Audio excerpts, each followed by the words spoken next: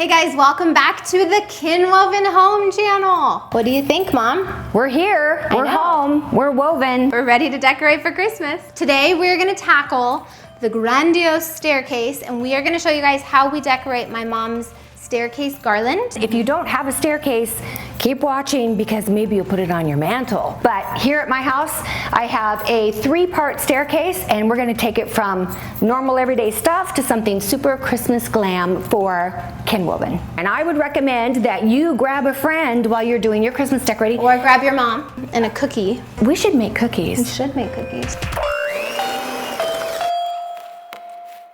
If you guys haven't followed our Instagram we're still filming.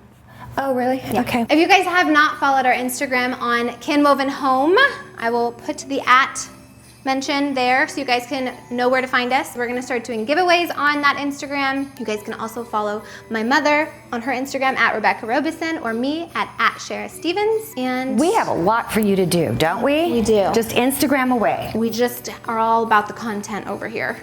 Can I just say one last thing? Yeah. You know, Subscribe.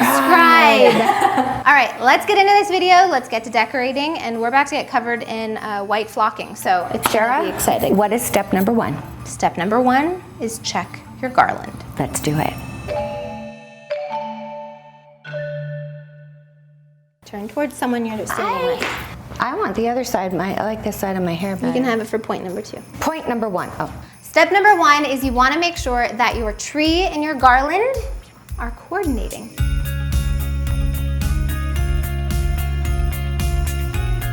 Doesn't have to match, it can match, or it can have reference points like... This year I actually used a heavily white flocked tree. So my garland and all of my wreaths and everything I do in my house are going to be heavily flocked.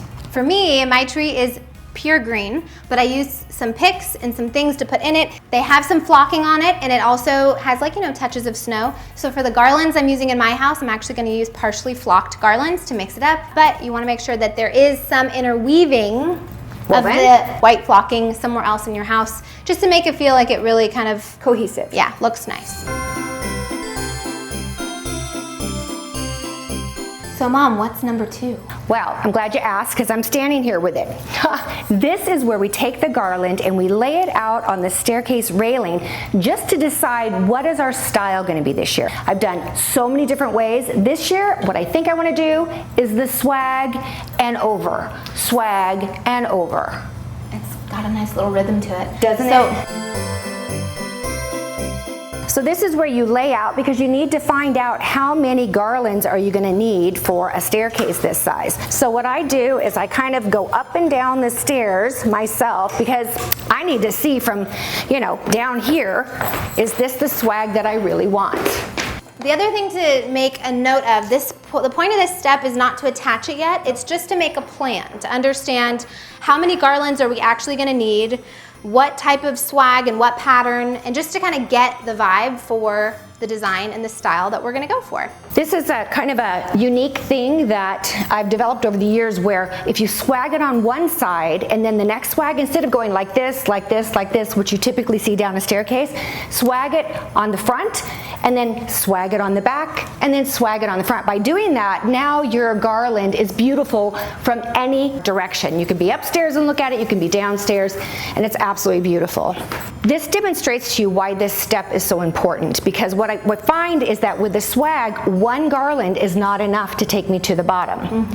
What I will need to do is take a garland and cut it in half, and I'll tell you why. What do you mean about the lights?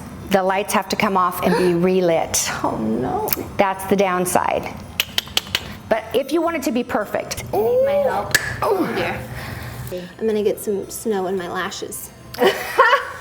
What is that movie? Isn't that from Overboard? Snow. She gets stuff in her lashes on Overboard? Remember at the end with the confetti.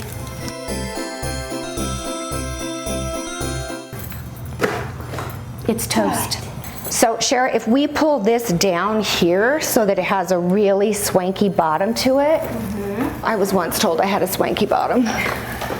But that was a long time ago.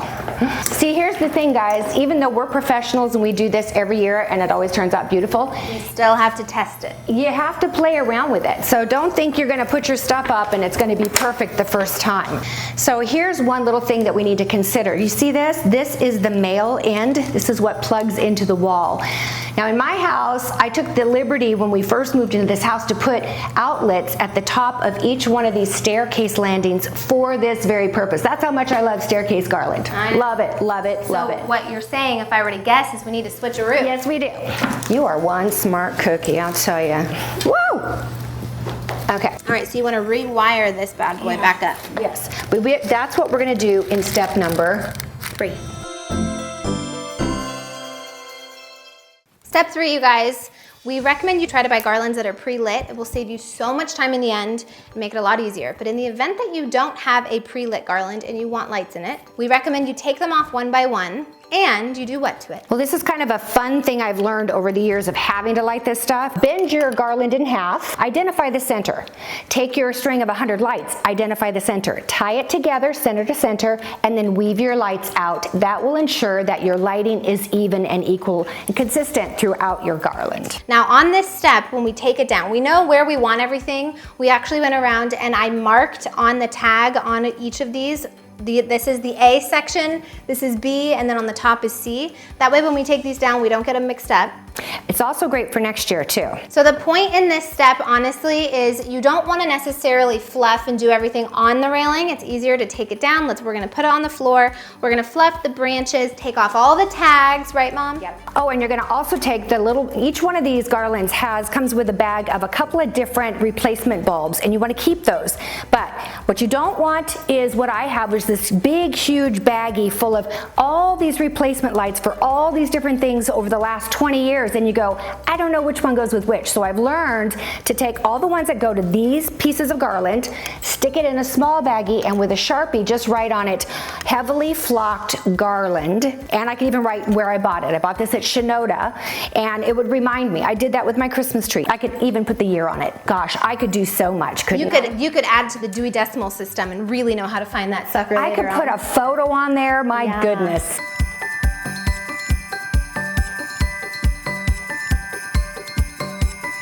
I'm gonna put down. I saw Mommy kissing Santa Claus.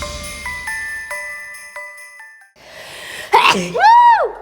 I feel like I'm gonna sneeze now. Okay, fourth thing we're gonna do is we're gonna attach the garland back onto the staircase, but for good. Now, what I used to use on my staircase was this it's called paddle wire. It's floral wire and it comes on a paddle. It comes in a bunch of different gauges, and you can get this at Shinoda as well.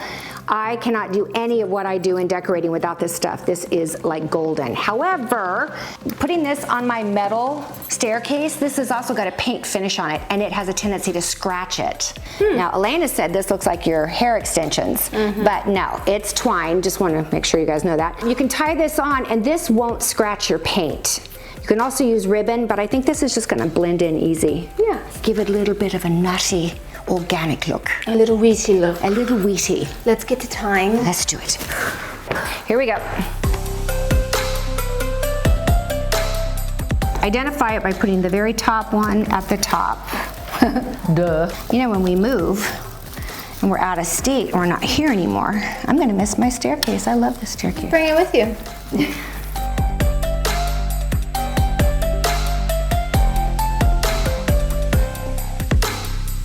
Super important to plug it in at this point. Yay! It's so pretty. We're leaving this extra piece out because we're gonna make this our grandiose moment. She might wanna put some extra lights in the bows or any of the ribbons or things that she's gonna add to it to really light it up. Step number 5, Sharrah and I are going to show you what we do next, and that is to actually decorate the garland. My philosophy is start right here. This is your crescendo point, your focal point. Yeah, the staircase leads its way down to this, ta-da! Kind of like how we say start with the topper first and work your way down. This is going to set the tone for how the rest of the garland ends up looking. And I'm also going to keep in mind, we're going to stay with my luxury, glammy theme, and we're going to use some of the same materials that we used on the Christmas tree, so it'll tie the two together. Perfect. All right. Let's do it. Okay. Okay. I need to make Like get all your picks my and picks. things.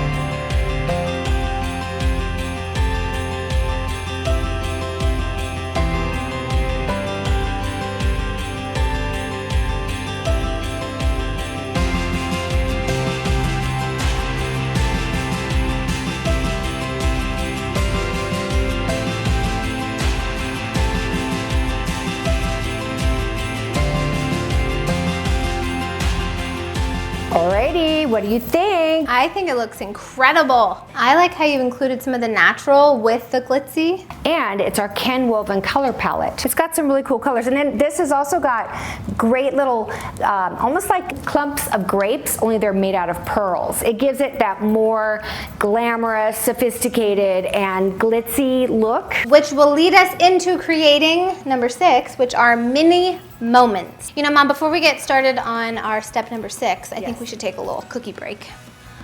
I would love to do that. Okay, we're taking a break. We'll be back.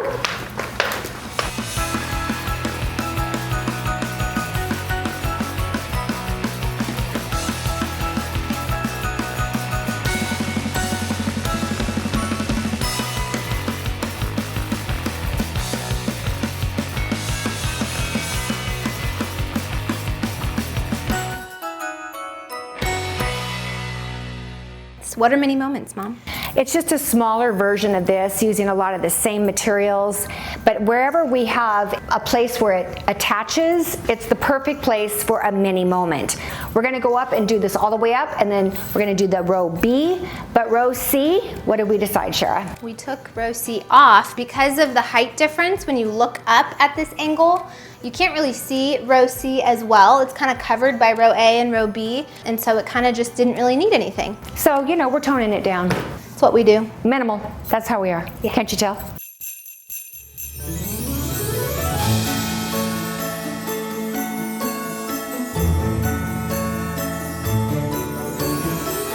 Okay, Mother. Here's your chocolate chip cookie.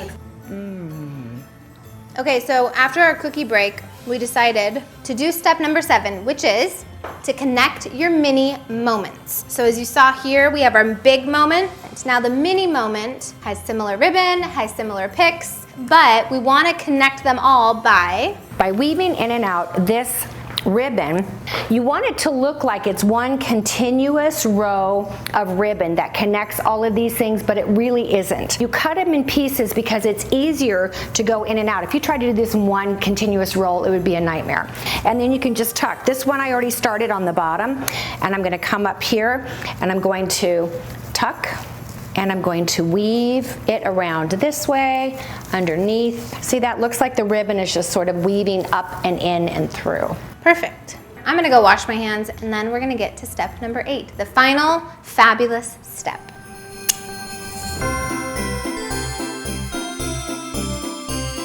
Okay, so number 8, we just finished adding some final touches, and I'm putting the last icicle on. Mom, why don't you tell them what we did? So icicles are really fun to use. I used them on my tree this year, and I collect them all the time. I have some that are frosted, which is what Sharrah just put on, some that look like they're just iced, and some that are completely clear. They're different shapes and sizes, which makes it interesting. When you're adding icicles to any of your garlands or your tree, go in and out, do the depth thing, because when it's all in a row, all iced on the very front, it looks fake. But as you'll notice here, we'll get some good close-up shots.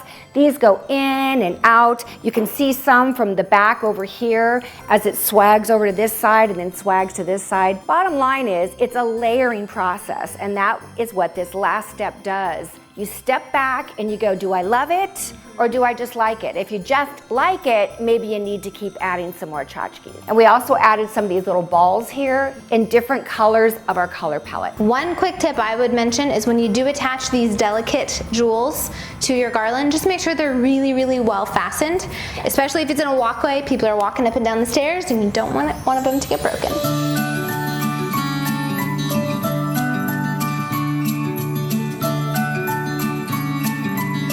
Just getting all that extra snow off the ground really made a nice difference. Oh my goodness, it's so Yeah. true. Now it like pops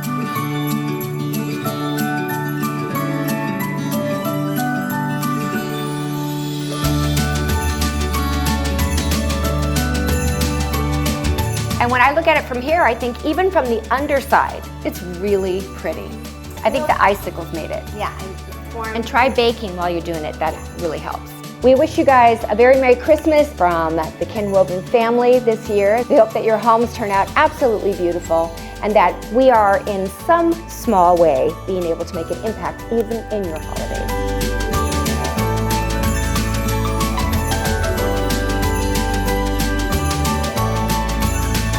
All right, we love you guys. We'll see you. Bye-bye.